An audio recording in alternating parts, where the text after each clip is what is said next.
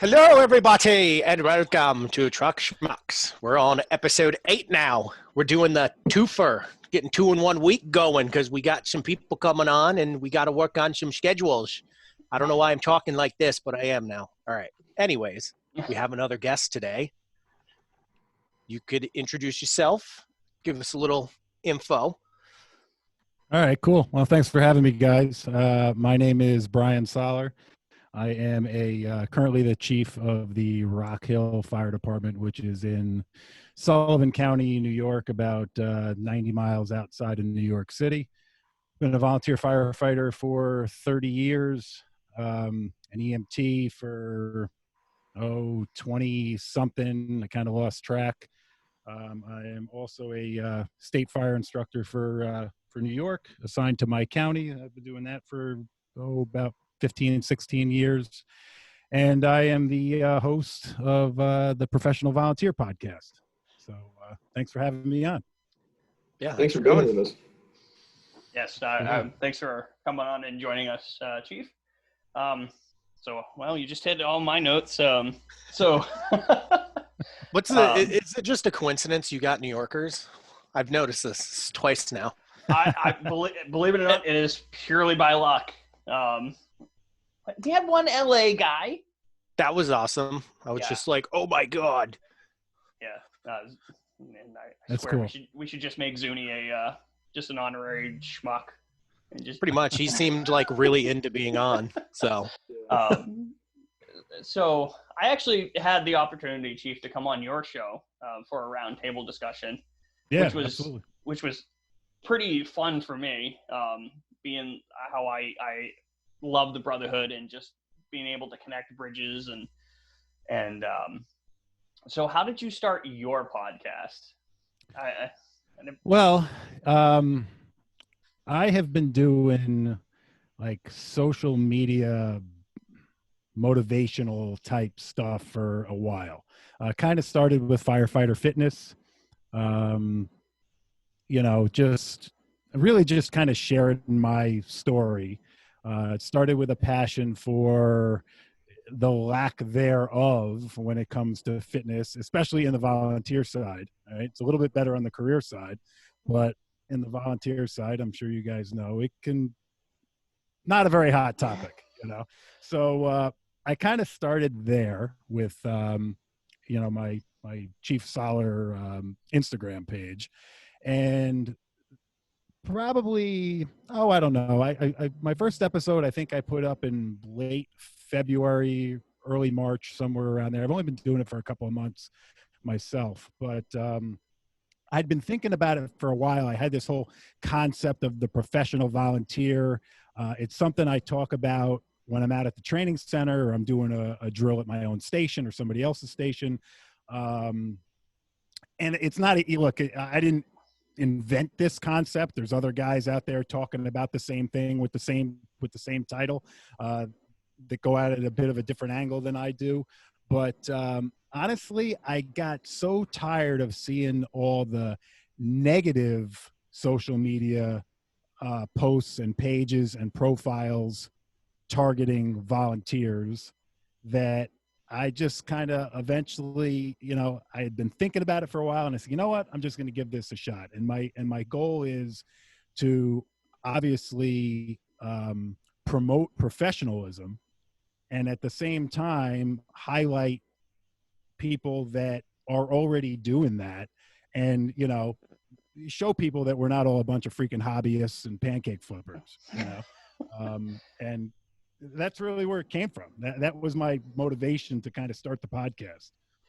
Yeah, I actually listened to, before I came on your show, I listened to the first episode, and as soon as you started talking about we give them, we give the career guys fuel to essentially shit on us volunteers. Is that picture of the guy in his bunker pants with no shirt on, and there's a house on fire, and he's like fighting the fire with a hose with no bunker jacket on, no helmet. I've seen that shit in real life. I have unfortunately have not. Yeah. Thank God. But I will say I have, I didn't take my jacket off, but I was at the beach And the town that I lived in, the beach was right across the street from the fire station. We had a pretty good serious motor vehicle accident, and I was actually didn't have my license at the time, and I was an explorer. And my dad's like, "You coming?" Because at that time we could go to accidents and stuff like that. So I did. I went with no socks, just my swim trunks and no shirt. So I was that guy, but I never took my jacket off. I lost my train of thought. But yeah, just the positivity aspect of it is what I love about your podcast. Is no negativity. I mean, well, and listen, I try. I'm far from perfect. I have screwed up in my 30 years. I have done many of the things that I talk about, so I'm not out here saying that, I've never thrown my coat on without my bunker pants and had a pair of shorts on in the summertime. I've done it, Yep. Do I do it now? Absolutely not. I learned from the things that I used to do. And, I think that's the name of the game is, and one thing I'll add to what you said, it's not a lot of these anti-volunteer pages and profiles are not all career guys. Some of them are disgruntled volunteers, that whatever, for one reason or another, either they're no longer a volunteer or they just have a freaking axe to grind. It's not all, a lot of it comes from the career side, but I don't like to lump everybody into one big basket. Right. And not all career guys, shit on the volunteer or the call guys. No, absolutely not. And a lot of them are like, that have the same attitude as I do, is we all put our bunker pants on the same, and we all put the wet stuff on the hot stuff. We open up the same roof, essentially. Right. Yeah, absolutely. Putting out the same fire. But, and the other interesting thing is I actually started following you a long time ago when I was involved with Fire Science Nutrition. And so I've been following you for a while. Yeah. I was part of that, thing for a little bit there. And so I started following you then, but so, it's still, fitness is a big thing with me. But, cardio fitness is a huge thing too. Everybody thinks you have to be the bulkiest firefighter out there. I mean, you can't do shit if you can't fit through the little hole that you have to breach. I mean, you have to be able to have a little bit of a cardio thing too, as I think Travis is finding out, because he's working out for his CPAT test. Oh yeah, I've been murdering myself for about 5 days straight. Good for you. Plate carrier on, weight vest, and throwing a 40-pound weight on the back of my neck, just going up and down the stairs. Yeah, that's what you got to do. That's what you got. Hey, look, and when I tell my story, I have always been pretty much the frame you're looking at now. Like, this has always been me. When I was 18 years old, I pretty much look the same. Physically, I'm in better shape now at almost 50 than I was when I was 18 or 20, But I tell people that, my mom and dad just blessed me with good metabolism. That's what it is. I used to eat like shit. I used to love McDonald's, but I knew the difference when I threw on an SCBA when I was in my 20s and I was freaking breathing through a bottle in 15 minutes, your cardio is just not there. You recognize it immediately, and it doesn't take long to recognize that. Yeah. And, like I said on your show, I also help run the Explorer program on the department I'm on.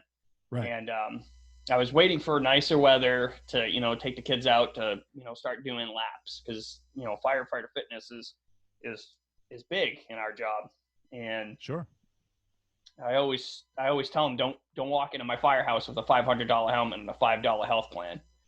And I can't even remember it is, but I can't take credit for it. I saw it or heard it somewhere, and I just can't remember for the life of me where I heard that from or saw it from.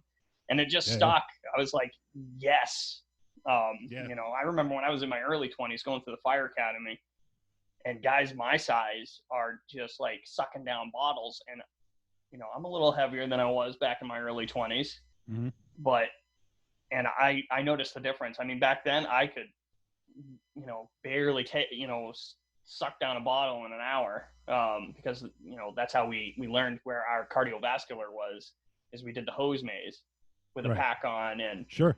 And by the time we finished and came out the ending door, the mask was sucking to my face. So I was like, oh man, and my partner, he had to change out twice. I'm like, okay, I guess I'm pretty good. Our program has changed a few times over the years, but the what we now call task-oriented air consumption, where you're kind of put through that constant workload, laps and laps and laps, moving the high-rise pack, pulling down the ceiling prop, swinging a maul, whatever the hell it may be. But you're just continuously doing it, and until you're completely out of air. That has always been in our Firefighter 1 program, where we always drop people out of the program. And that used to be like night 4. I'd have these 20-year-old kids coming in to do this task-oriented air consumption, and they couldn't complete it, and the reason they couldn't complete it is because of just what you said. They've got no cardiovascular, they've got no fitness plan. Like, they get on their ATV to go get the mail. I'm like, bro, maybe you should walk. Right. And I can't remember where I heard it from, but I remember watching a video, and it was about, the physical fitness of the FDNY, and it was, I can't remember, but it was an old school, this was a 1992-esque YouTube video. Yeah. And it was Rescue 1, and they're like, these guys coming in here, they're big, bulky, but they got no cardiovascular. How can you climb a 100 flight of stairs going up the World Trade Center if you got no gas in the tank once you get there? Yeah, absolutely. And that's a huge thing. So for sure. Luckily, COVID has blessed us with time to work out and actually get out there. But yeah. Mike, absolutely. Travis, you guys got anything? Oh yeah, I've been trying to get out on my bike more. I went and banged out a quick 1.5 miles in like 10 minutes. I used to be really big on bike, and I would do like, how much would I do? Every other day I used to do at least 8 miles. And winter comes around, you get stuck inside, it sucks. So it's like you'd build up good endurance and then be like, and then I started going to the gym, and then I'd be sitting there. I'd go from the treadmill to the bike. I'd do an hour on each, and then I'd go upstairs and do weights. And then it just got to a point where it was like, this is getting boring.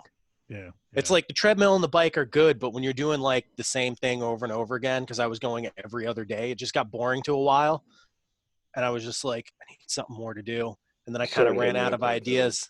Yeah, that was kind of my problem. I would just like one day randomly flip the switch, and I was just like, going to the gym is boring. I don't know why all of a sudden. And then I kind of fell behind on it, which sucks. But I'm getting back into it where I'm starting to actually just go out on my bike at least. Yeah, for sure.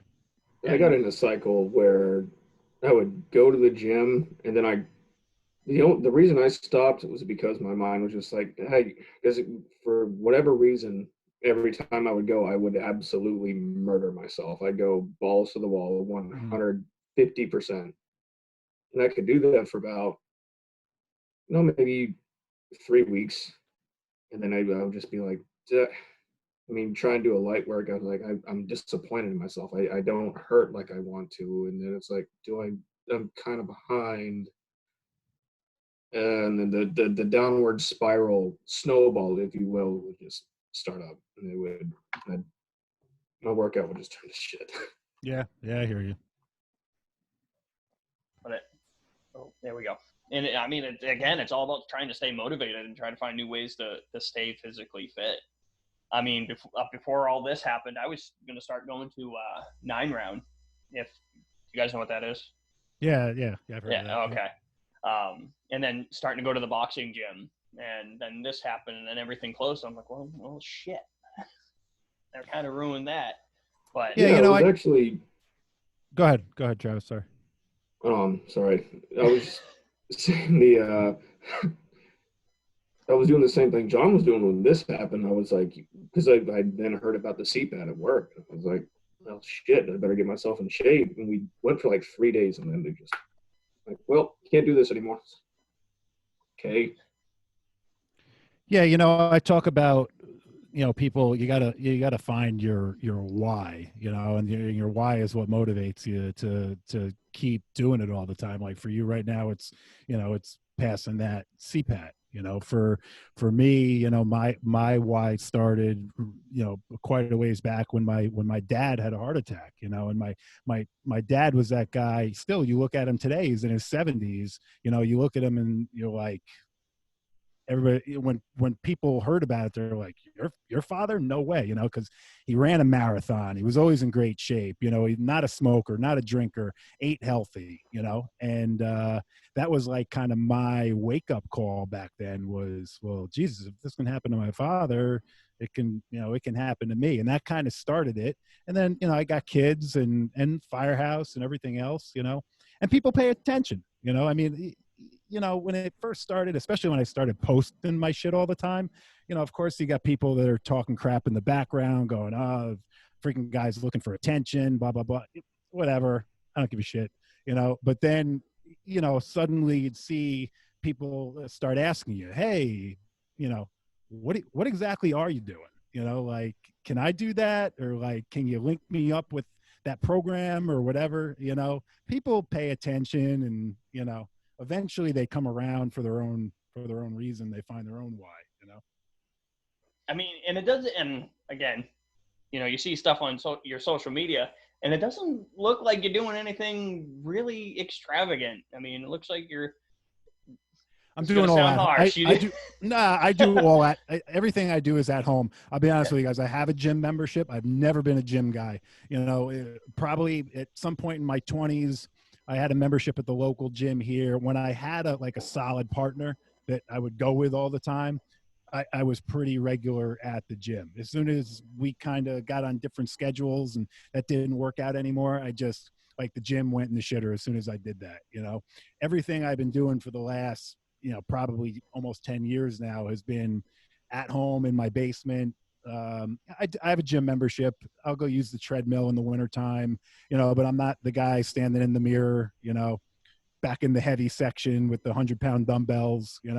I just, I'm in good cardiovascular shape. I'm somewhat strong, but I'm not joining a Schwarzenegger competition anytime soon. I got into the OCR races, the obstacle course races a couple of years ago, like the Spartans and the Tough Mudders, and they're fun. They're a blast, and they're kind of, they're teamwork stuff. You get with some people, they're, like-minded people. You see a lot of firefighters, a lot of law enforcement. It's kind of like an extension of the brotherhood almost, just a different group, and it's fun. Yep. Yeah. I actually, back when it was a thing, I really wanted to do the Scott Firefighters Challenge. Oh yeah. I would have loved to do that. And to me, I was like, man, if I can get into really good shape, I could do this. And I was actually, when I left the fire academy, I felt like I was in pretty damn good shape to do that. But none of those events were around here. And the closest one was like Texas. I'm like, I can't travel to Texas. I'm a young, dumb kid with, college money. So I got a great Firefighters Combat Challenge story for you. When they first started becoming popular, it was very early on, because it was when I was in my old department, and I don't think I was an officer or anything yet. I think I was just a young firefighter. So I want to say it was probably like early 90s. We actually hosted one here right in our town. And then a couple of years later, we all thought it'd be a great idea to go down to New York City and do one in Central Park. And I have an awesome picture of one of my good friends sitting in the medical tent, being tended to by the what was then New York City EMS medics after the after the combat challenge. It's one of those priceless pictures you will never ever get again in life, So Mike likes to reminisce with people from New York, because he's from New York. Oh, yeah. That's why I was saying it's a funny coincidence. I'm originally from Dutchess County. Oh, no shit. All right. Yeah. That's a second reaction, just like that, Mike. Right? Shit, really? That's like 45 minutes for me. Yeah, I'm originally from Beacon. Yeah, okay. But we moved up to Maine when I was 8. My dad's side of the family's from Sleepy Hollow, and then my mom's side's from White Plains. Okay. My grandfather was actually deputy chief of Mount Vernon Fire for a while. Oh, wow. All right, cool. That's a fun area. I had no idea. I thought I was the first one in my family to do this, and then I found out I never even met him until I was like 16. So for the Wow. longest time, I was like, oh, I guess I'm the first, whatever. And then I find out, oh, actually, my grandfather was a fucking chief officer somewhere. That's cool. It was kind of a shock to me. Yeah. All right, I wasn't the first one to drop the F-bomb. Woohoo!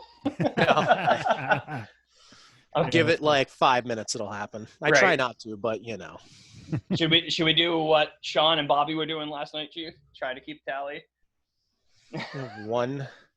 Oh, Bobby had 6 last night. I'm pretty proud of him. Shit, I forgot where I was going. Shit, balls. I apologize. I'm usually better at this. Just rack this stuff. That's all right.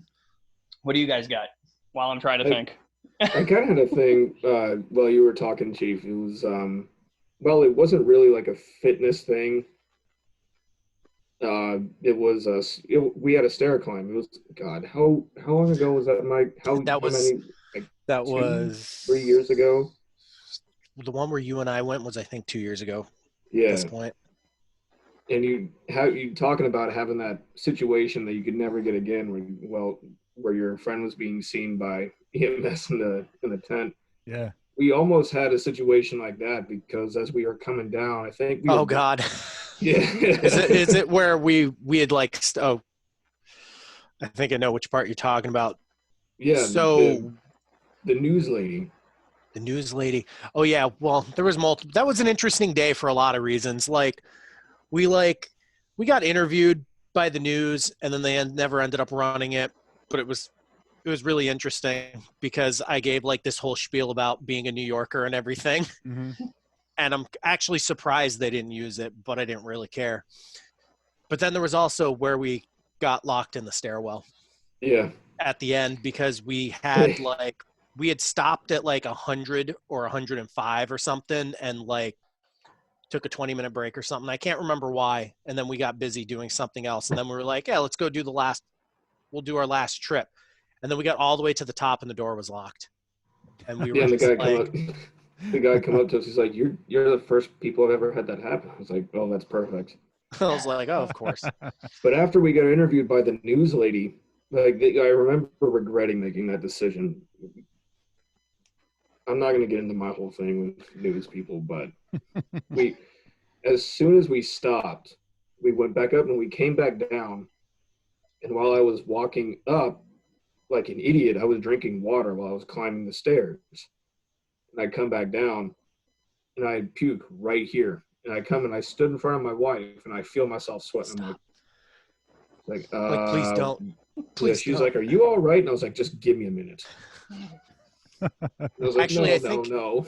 I think that's why we ended up getting locked, because we had stopped for like 10, 15 minutes and then we got interviewed and that took like half hour. And then we were like, well, we got to finish, duh. And then we did it. And then I think that's actually how that happened. Yeah. I'll never forget my first air climb. The dumbass, the stubborn me, I just came, like the doctor just cleared me to go back to work. I had like a grade 1 meniscus tear and an ACL tear. Oh yeah, that sounds fun. Yeah. So he's like, stay off it for 6 weeks, use crutches. And this was the first knee injury. And so the doctor's like, yep, go back to work. You're good to go. So I'm like, does that mean I could do a stair climb? He's like, I mean, I wouldn't do it, but I guess. And so I was like, okay, if I wear a knee brace, am I good? He's like, yeah, you should be good with a knee brace. I get to about the 100th story, and I'm like, my knee just doesn't feel right. And I took my knee brace off thinking it was that. Made it worse. I got to the 105th story, and I'm like, this is not good. And I had to like stop and have the EMS come and attend me. They're like, yep, nope, you're done. I'm like, I'm 5 stories away. Just let me finish. They're like, nope. Your knees are your bread and butter in the fire service. So I'm like, so I had to take the group picture like an asshole. I'm like, this is BS. I feel like a failure, and I'm like, I'm gonna get better and stronger. And And once again, I was doing something at work, and I slipped off the ramp, off the truck, and I just twisted my knee. And I'm like, that doesn't feel great, but it didn't feel like it did before. And I was planning on. I had my CPAT test for the Roanoke, Virginia Fire Department lined up. I had another stair climb. I'm like, I'm going to be ready for the CPAT test. And then doctor's like, yep, you strained your MCL. I'm like, I was so pissed. So now when I come out, when I go and do workout, I look like I'm Stone Cold Steve Austin. I got copper fit braces on my knees, and I'm like, I'm not doing that shit ever again. Yeah. Same thing when I ski with my knee braces on, and I look like an old man now. Nah, precautions. That's all. Yeah. But, Oh, I got a bad knee too, my right one. I screwed it up playing JV football, so I tend to baby it quite a bit. But I've been lucky where I haven't had to wear my brace the last couple of years, but still I feel it right away if I do anything even remotely wrong. I actually was bringing someone out driver training a couple of weeks ago, and I was coming off the pump panel because I was doing something with the deck gun, and I slammed my knee against the cab. I felt that for 3 weeks.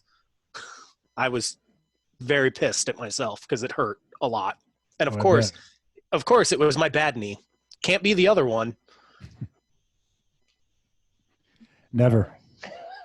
It's never the other one. Yeah.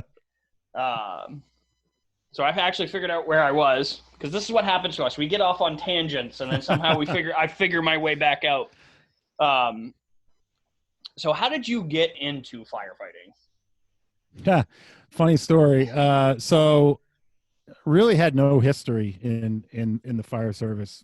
Kind of like Mike was saying before. My grandfather on my dad's side was a volunteer in a neighboring department. Very early on, he was like a charter member. I really didn't have a relationship with my grandfather growing up. So I really didn't have any exposure to it. Didn't really know anything about it. My dad never got into it. None of our, surrounding family. So there was really nothing there. But when I started working my job, which I'm still at today, I work at a wholesale supply house for plumbing and heating supplies, and I've been there for a long, long time. When I first started working there, I was working the counter, filling orders, boxing orders, whatever. And I kind of noticed this trend. Again, had really no experience with the volunteer fire department at all.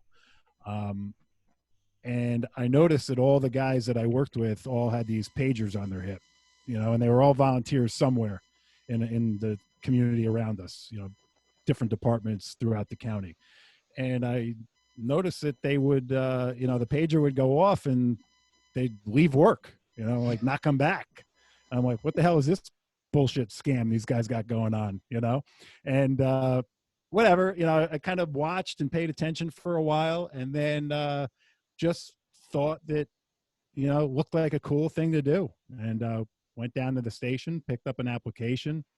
Somebody came out. I remember the guy coming out and actually coming to my job and saying, hey, we're going to have an interview meeting with you. And next thing I know, I was a member. And I kind of remember my first call, like the first time the pager went off, and I was like, what the fuck am I supposed to do? I'm like, pager goes off on my hip, and I got this stupid little teardrop blue light for my car, and I'm like, all right, what do I do now? And the guys were like, go, go, go. I'm like, go where? They're like, go to the call. I'm like, and I was like scared, like I was excited, but scared at the same time. I didn't know what the hell to do, that was it. That's kind of where it started, and I was with that department for 20 years. I'm still a life member there. I was chief there in the early 2000s.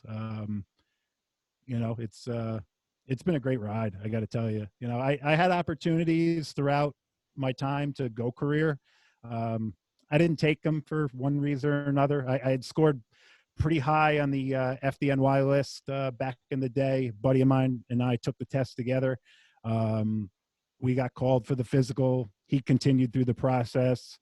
I had a girlfriend, I had a job. I was like, man, I didn't follow up on it.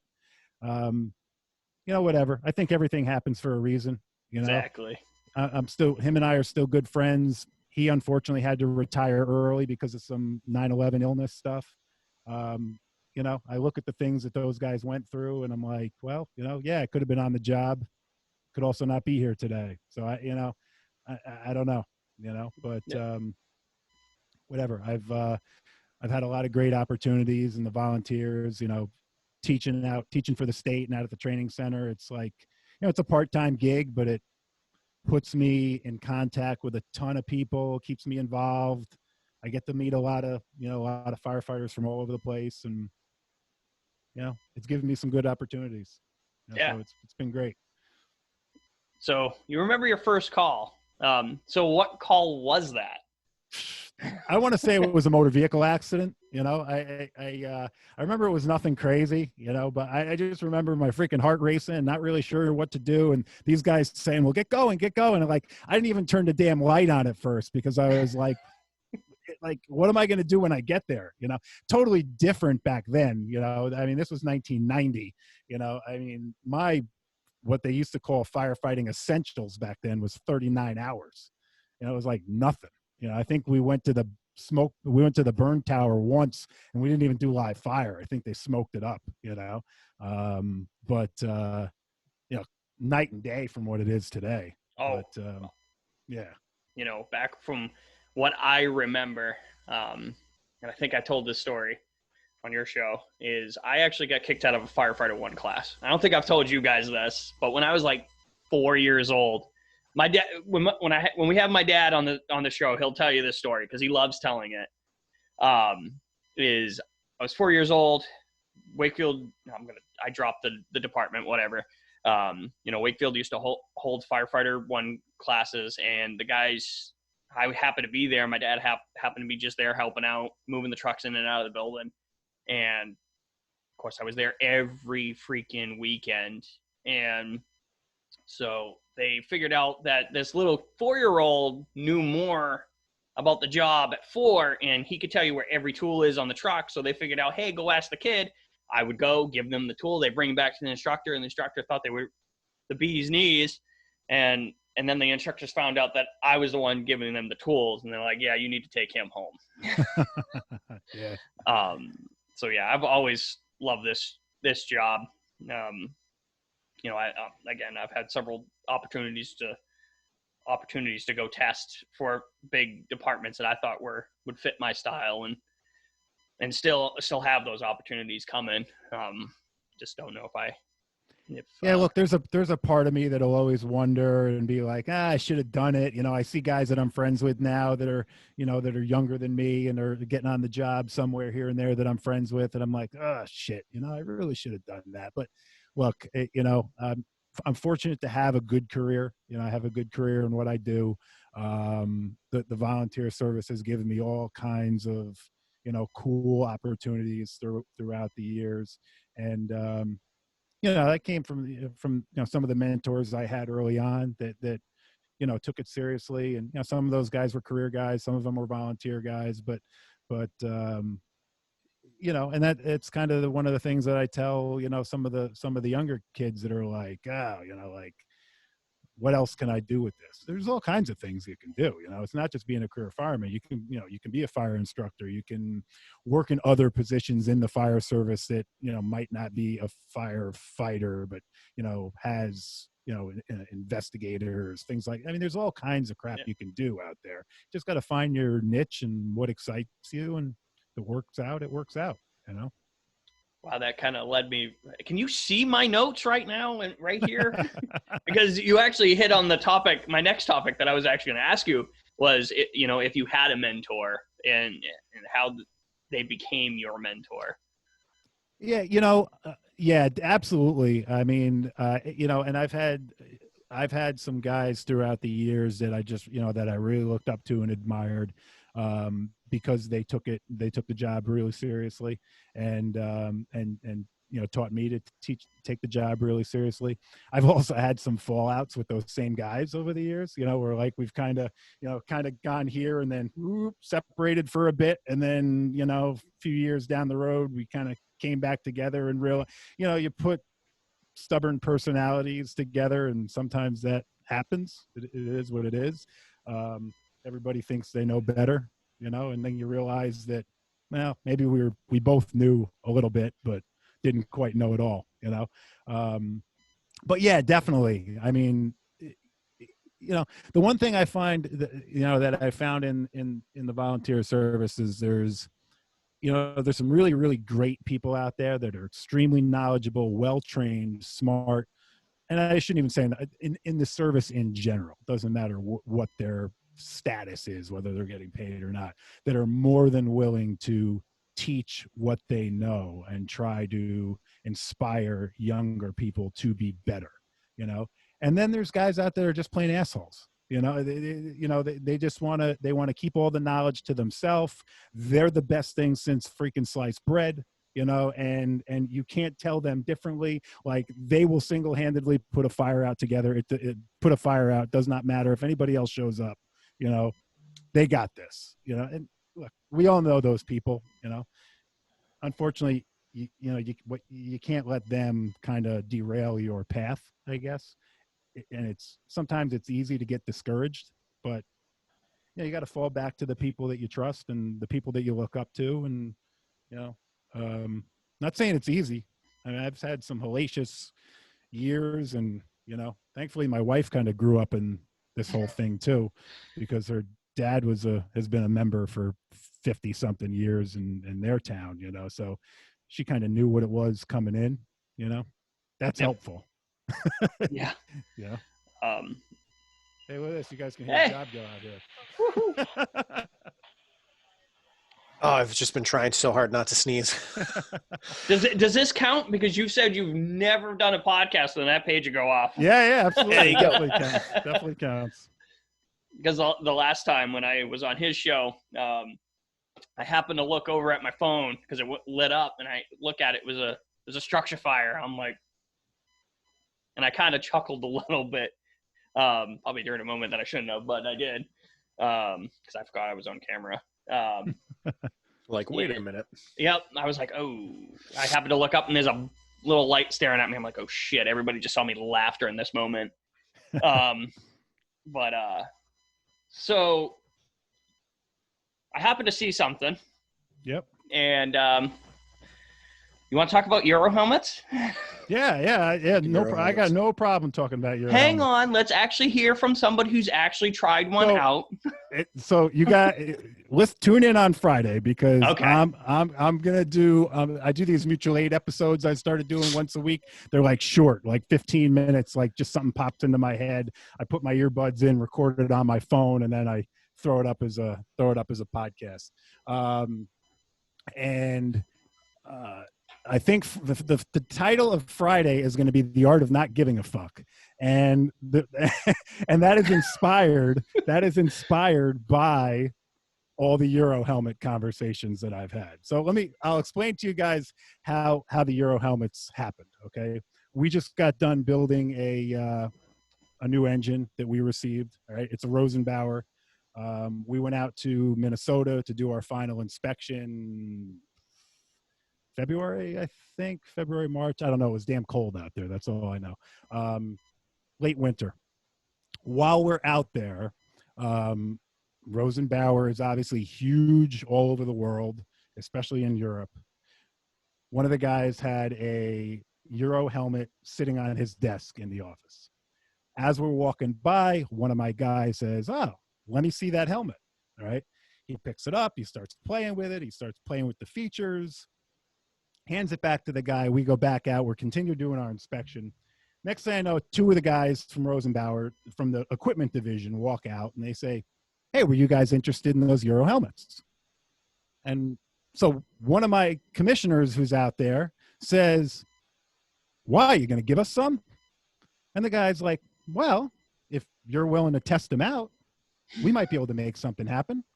So they look at me and they're like, "Chief, are we willing to test them out?" I'm like, I don't give a shit. I said, if I got people willing to wear them, I'll test them, you know?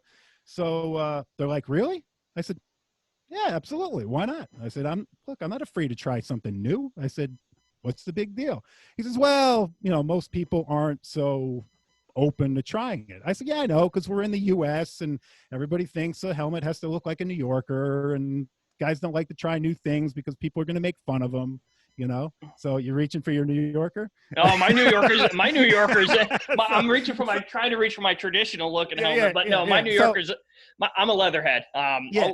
Listen, so I have my N5A is in my truck right next to my Euro. I've worn it for the last God knows how many years. It was black, then it was white, then it was black again, then it was white again. It's been painted a gazillion times. So anyway, so they offer us these helmets to try, and they end up coming back the next day. We're out there for a couple of days, and they said, listen, we're willing to give you 6 of them if you'll just provide us some feedback. That's all we asked. Take them, try them, put them through their paces. You know, they said, provide us feedback, and that's all we ask. You don't have to send them back. We don't give a crap what you do with them when you're done.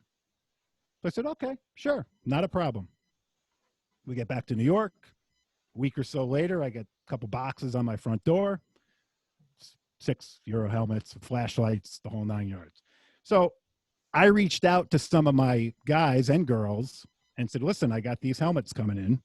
2 of them were white, 1 of them was red, and the rest were black.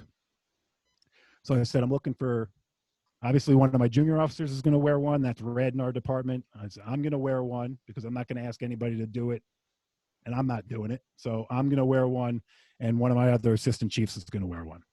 So I laid the groundwork. I said, guys, listen, I said, I'm telling you flat out, people are going to make fun of you. I said, people are going to talk shit about you. I said, you'll probably get messages on social media if there's a picture of you. I said, if you're not into it, I'm cool with that. Just tell me you're not into it. I'm like, you don't have to do it. Everybody stepped up. They said, no, absolutely. I definitely want to try it. So we've had them in service now for, well, since then. So it's, you know, probably 3 months or so.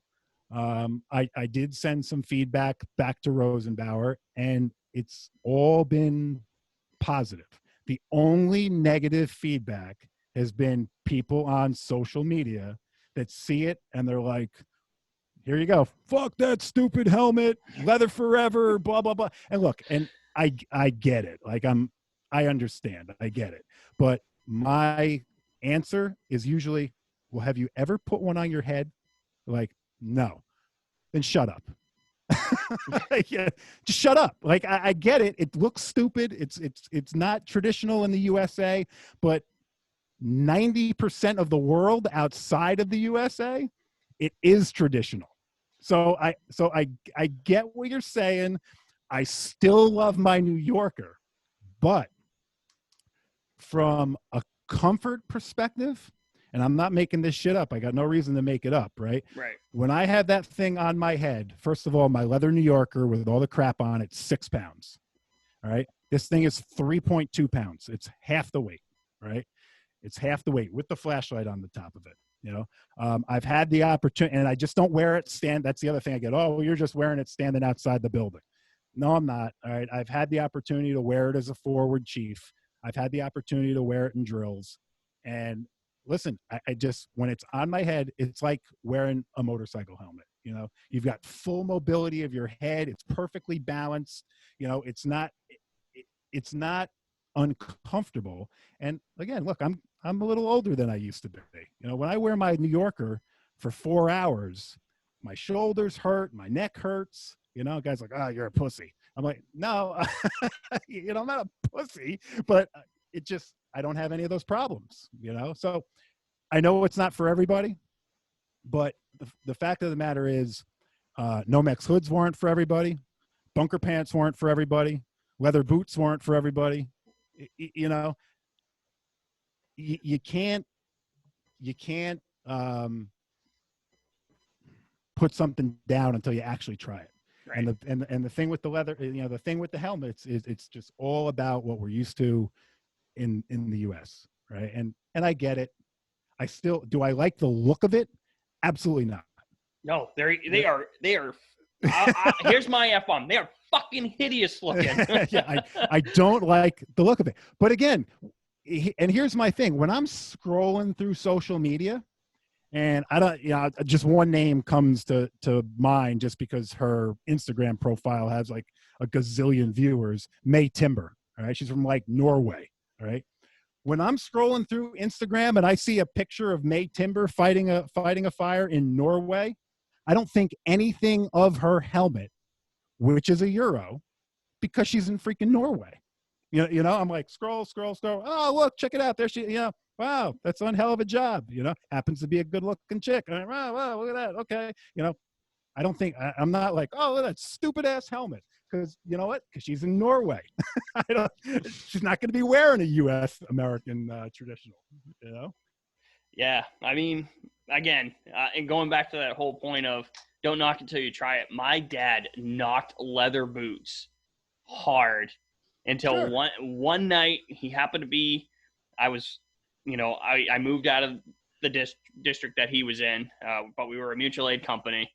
And he happened to be at my house for Thanksgiving. I think it was Thanksgiving, or he was just over for a family night. And we got a job. It was reported chimney fire with extension in the building. And he's like, fuck it, I'll come. And I'm like, all right, I know the chief ain't gonna have a problem with you coming.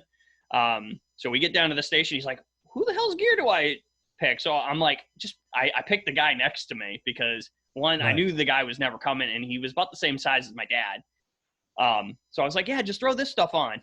And so it was Morning Pride, FDNY spec, leather helmet, which he freaking hated. He's like, I'm never wearing one of those. But leather boots. He's like, those are the best goddamn comfortable boots I have ever worn. I'm like, been trying to tell you.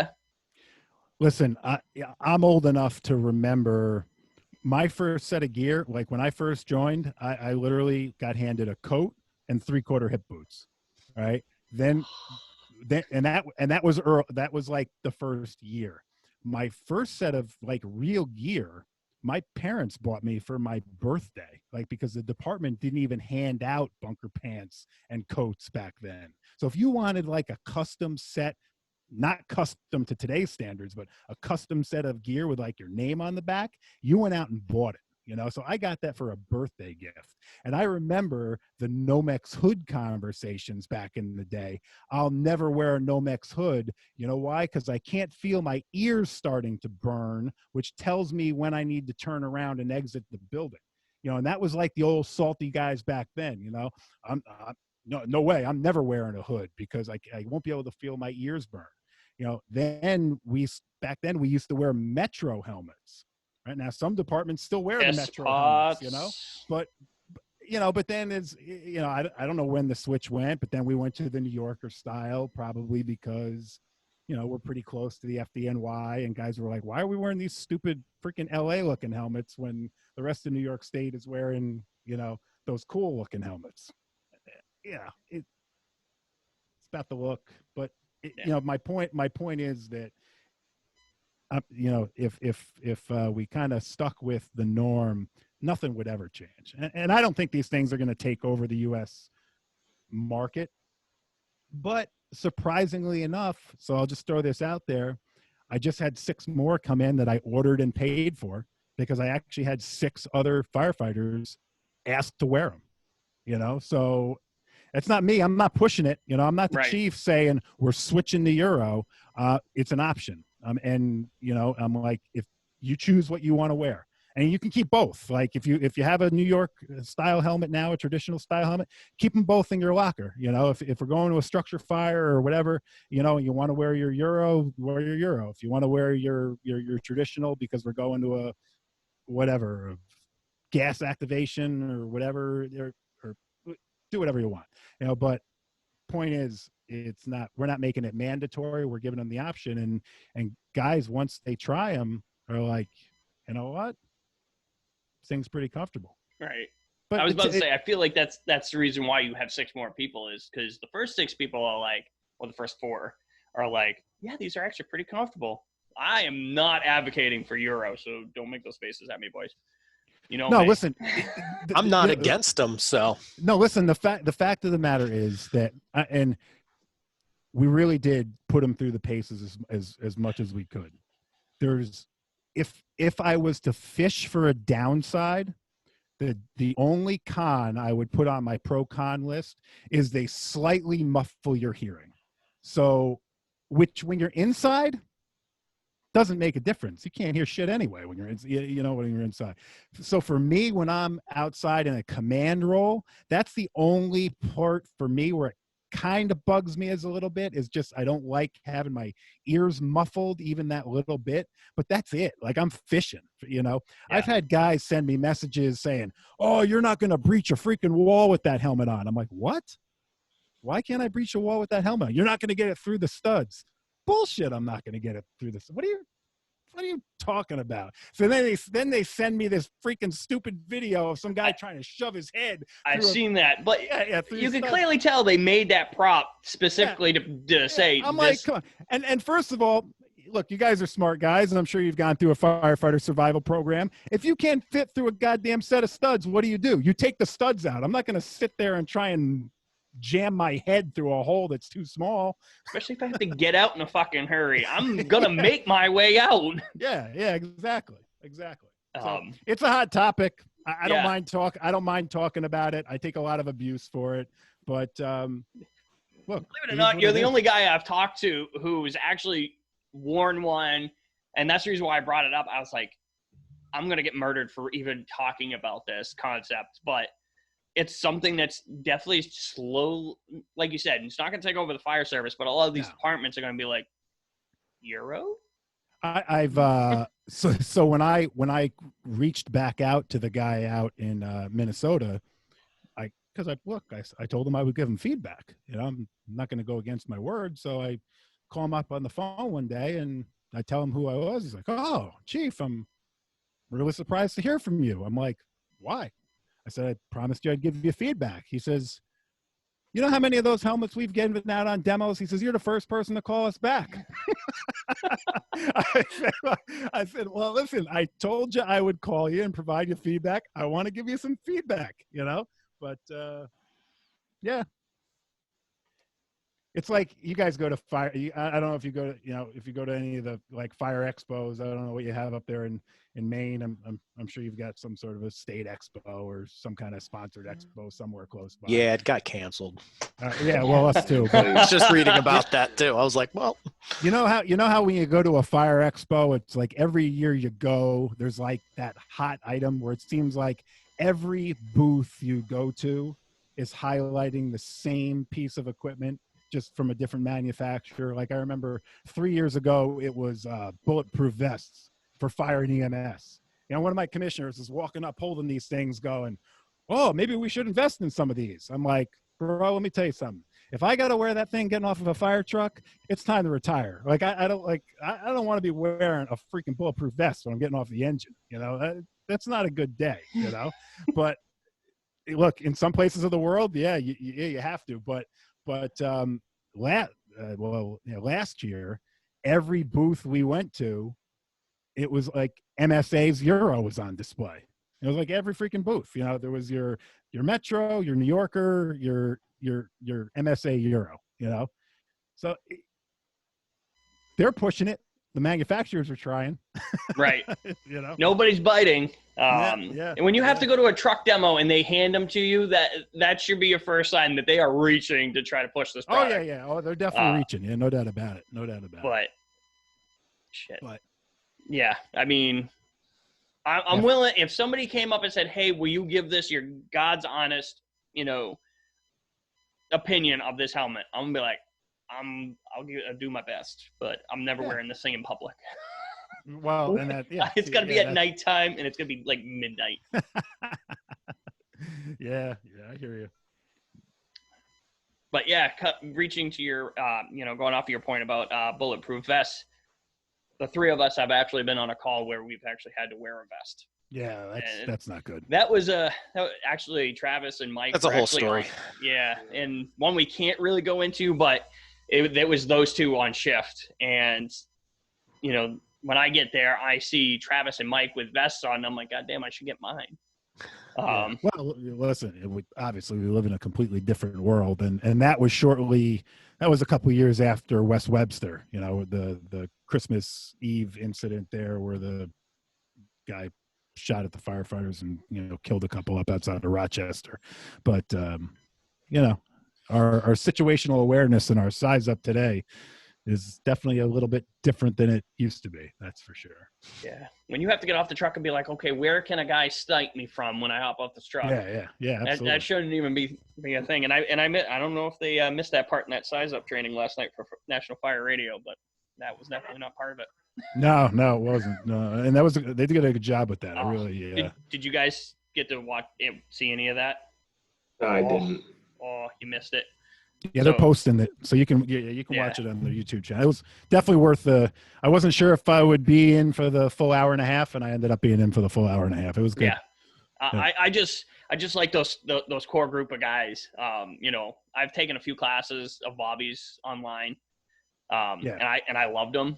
And I've listened to Sean speak a few times on National Fire Radio, and I really like it. So I love the fact that they got a lot of those guys in, and I'm like, I learned a shit ton.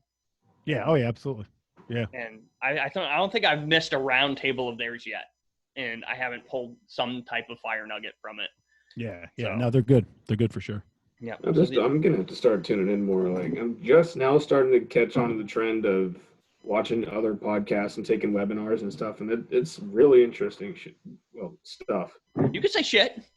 You can say shit. Yeah, no, I don't want to just call talking about shit, but if this whole COVID thing has done one thing, it's definitely made us, look for opportunities that we normally wouldn't look for because we're so used to being like spoon-fed stuff in the classroom or at a convention or, going to a day conference or whatever, But yeah, some of these guys have done, really cool, some really cool online stuff, I mean, I love Chief Martin's. Those ones were pretty badass. I don't know if you had an opportunity to take any of those, but I took two of his, two of Captain Eckert's, and I have pulled a shit ton of knowledge from both of them. And I'm like, I need more. Feed my sponge. Yep, and, absolutely. I mean, our deputy chief calls them firegasms or saltygasms. Because he knows a guy who knows Captain Eckert, and I think he's met him in passing. But yeah, just the wealth of knowledge that those people have, and they're just using this opportunity to be like, okay, great. I can't go to conferences. I can't go to these people. I'm going to bring the conference to them. Yeah, for sure. And if you're not going to get off your ass and take the opportunity, then piss on you. Yeah, absolutely. Like, I kind of hope these the webinars and stuff like that end up becoming the new norm for people like who can't make it, who obviously don't have the money to say go to like FDIC and stuff like that. Right. Just be like, well, there's a webinar, and webinars are what, a lot of them are like $35, something like that. Yeah, I think you're gonna see that continue to happen because I think some of these guys are seeing the success, and it's look, it's not the same. This is all fun. I enjoy doing this stuff. The couple round tables that I've done, and the one that John came on was fun. I still love being in front of a room of people. As an instructor, I like to move around. As you can see, I like to throw my hands around. I get pretty animated. It's hard to convey that over the computer. But I think there's some great stuff, like what they did last night with these, firefighter proving grounds videos. And, my takeaways from it was whether you use it for a webinar type thing like that, or even a drill night where you can't get outside and, you're looking for something different to do, just how they utilized that scene video last night and the tactical simulator, kind of opened my eyes to stuff that I've seen but never really thought about. But now I'm like, oh, I'm going to get a simulator, and I want a simulator, because I want to go and take pictures of buildings in my district, and I want to, throw fire here and throw explosion over here. And when it's raining one night, I want to sit down in the hall and say like, all right, guys, what are you doing with this one? So it's definitely just valuable stuff that is, really eye-opening. There it is. I know as soon as they put up the picture, I'm like, hey, we have 3 fires here. And it's just because of what I've learned in the seminars or the webinars from Captain Eckert. I was like, okay, we have 3 fires here. So all right. I have an idea of what I would do in that situation. Let's hear if these guys have the similar game plan as I do. And it was a little bit different. Obviously, these guys are, career guys, and they do this stuff every day. They see a little bit more fire than what I do, but it wasn't too far off. But I was more worried about apparatus placement, mainly because it was on a main road and there was a little tuck away back area of the building. And that's what I was like, that's my first thing ever is like, I'm always constantly worried about apparatus placement. Yeah. Because, obviously if you're, 5 feet, one way, your hose isn't going to make it and you're going to have to add line. So. Yeah. I mean, I get a lot from watching, from watching all these, from watching and listening to all these guys. Honestly, one of my goals eventually is to do something similar with experienced volunteer chiefs. And the only reason I'm making that delineation is because, we don't roll in with 35 guys on the first alarm, like when they're talking about, the Sydney response or the Buffalo response or the Camden, New Jersey response, like that's the only part that's not real life to those of us in rural New York, So tactically, all this stuff is phenomenal. I want to bring in the piece of, all right, your engine pulls up with 4 volunteers and your next piece is coming from where with who knows what, because that's like another whole cool conversation, Yep.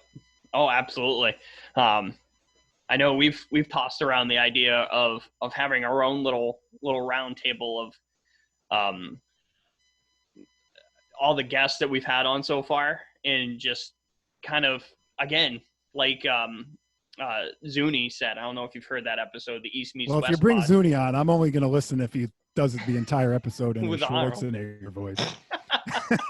Oh God, that would just, I don't think I could do that. I don't think I could last the whole time. I was about to say, if anybody has listened to that episode, we were, again, it didn't seem like 2 hours. It was like, we were just bouncing stuff off each other, just being, firefighters around that kitchen table, but at the aspect of bringing all of our guests on and bridging the gap of, we have some East Coast guys, we have some, we're having stash salt on the episode after you. So Mike's favorite letter or number 9. Oh, I was like, what? 9. Nine. So, just having everybody on and just kind of exactly that, shooting the shit is what I love about doing this. And I'm having more fun bringing people on. And I think Mike said it too, is we just love having people on. I mean, it's kind of getting stagnant just staring at, talking to the 3 of us. So just adding this aspect of bringing guests on has just reinvigorated our spirit of doing this. Yeah. Oh yeah, no, it's definitely fun. Yeah. Yeah, because I mean, we wouldn't meet the people that we're meeting like you, Chief, otherwise.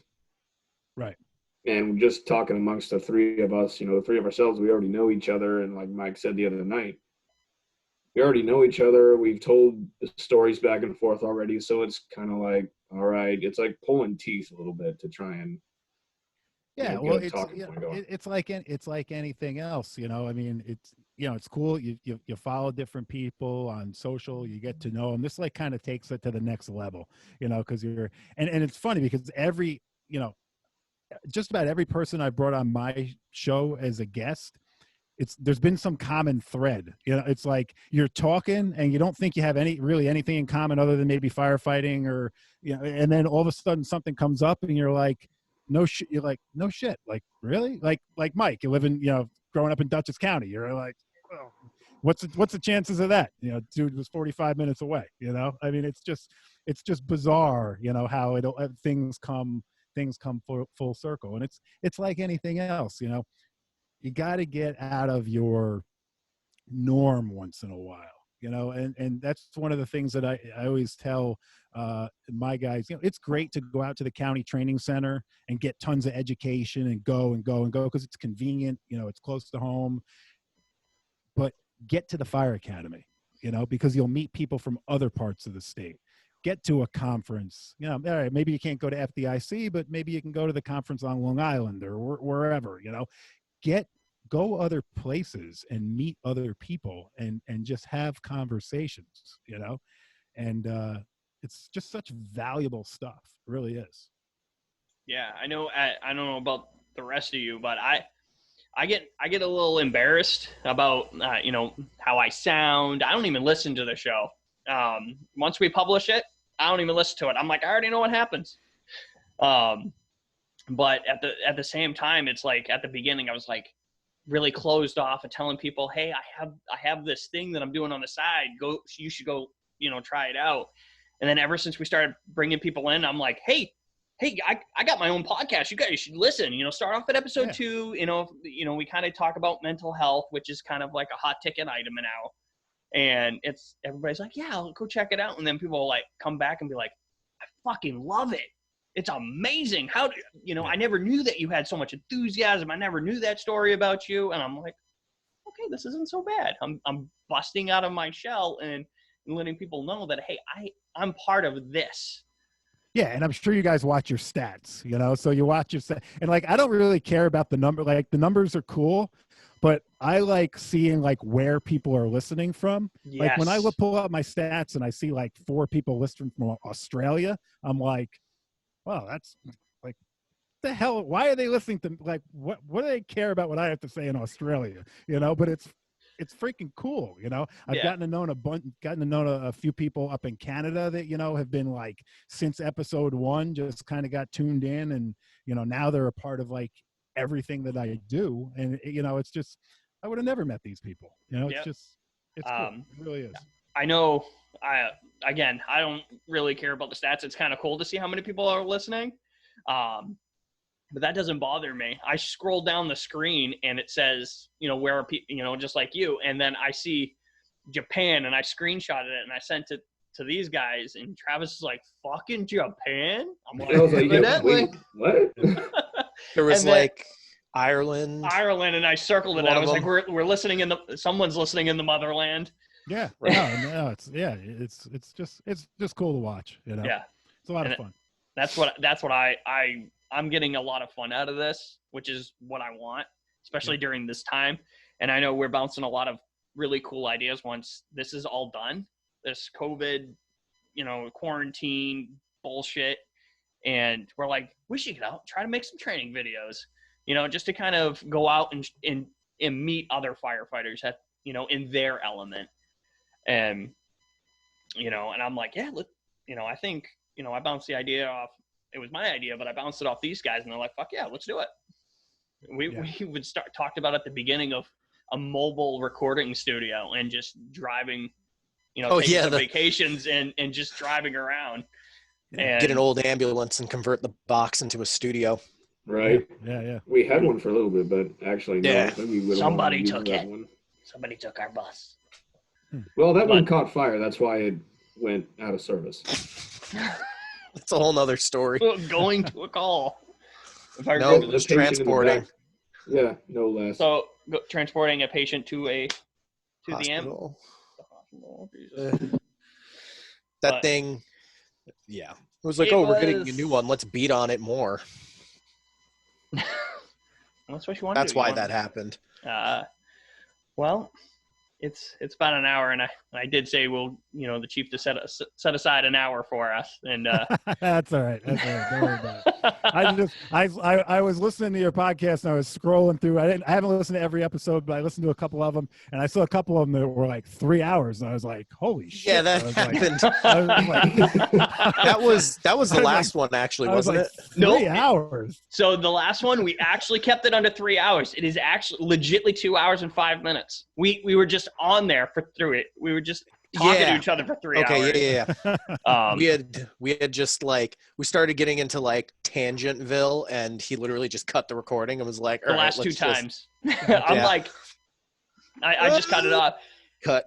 But at the same time, usually where you're like, man, maybe I should cut it off here. But then we start rolling, and I'm like, I can't shut something down this, and it's naturally rolling.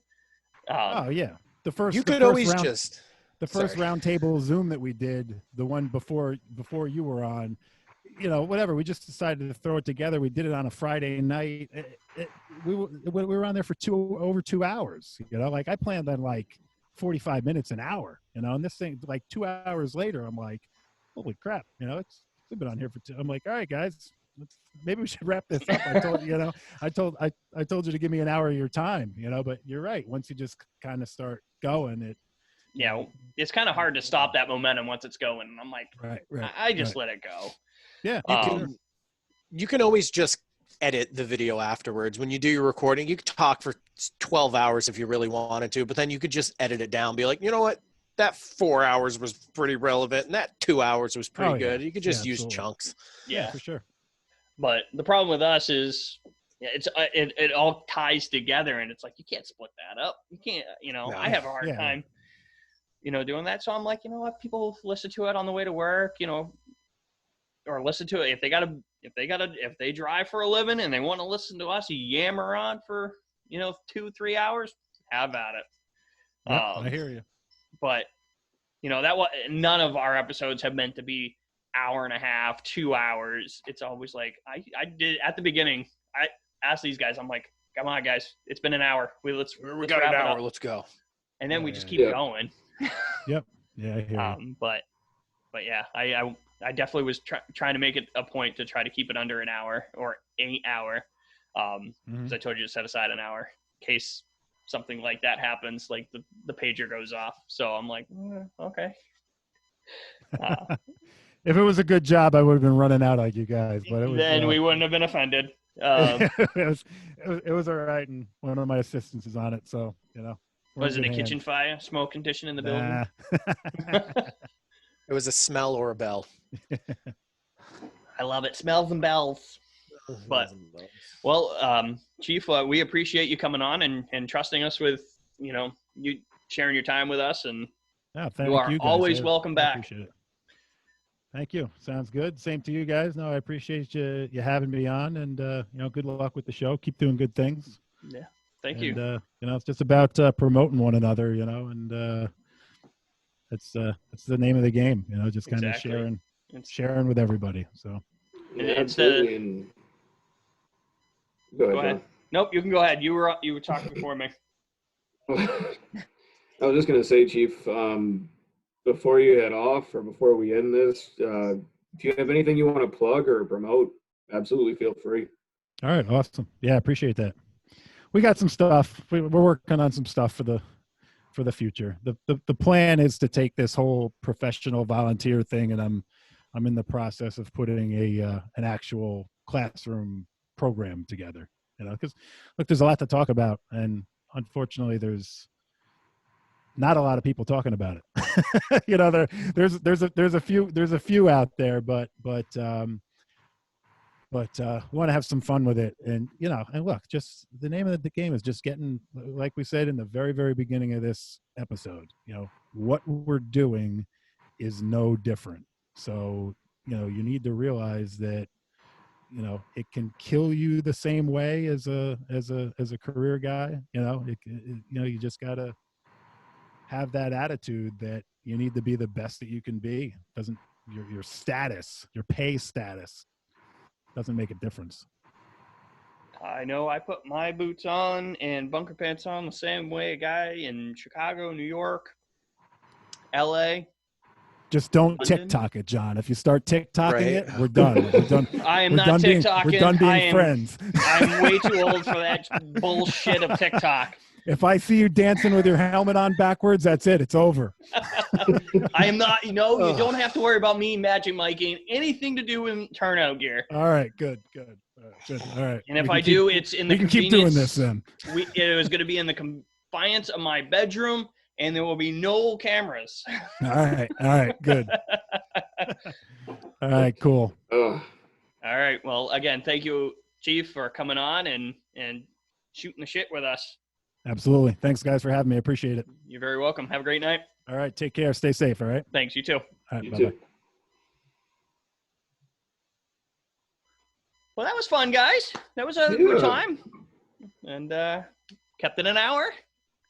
I can't even hear you do that. No. This is like No. the first time in a while we've been around an hour. Yep, and I love it. But so yeah, so that was good stuff. I enjoyed that. Good time. But How was throughout it? How was the audio on my end? Because I started.